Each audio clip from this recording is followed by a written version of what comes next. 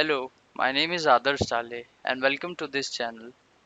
Here we will learn basic workflows for using different tools in Bentley Raceway and Cable Management Connect Edition. This is the third and the last video of the series. In this video we will see how the section tables of 2D extractions are dynamically linked with the database. As you can see in the section table, there are different properties related to the raceways and the cables.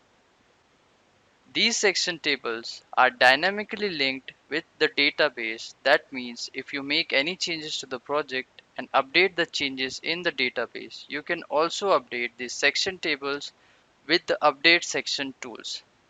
Let's see how this works inside Bentley Raceway and Cable Management. Select the routing model and open the Cable Manager.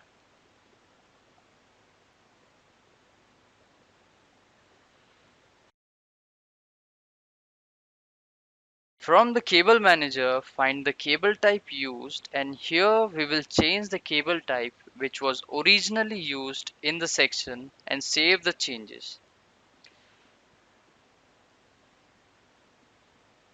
Update the database, and now we will get back to our 2D extractions file.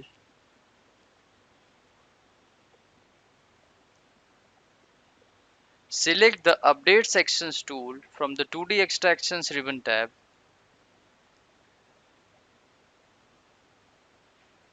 and select the section table and then click anywhere on the screen.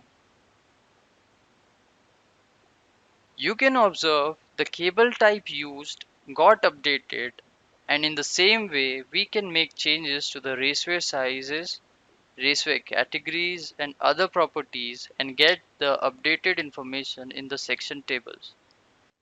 I hope you have found this video helpful. If you have any questions, please type them in the comment section below or contact the Bentley technical support.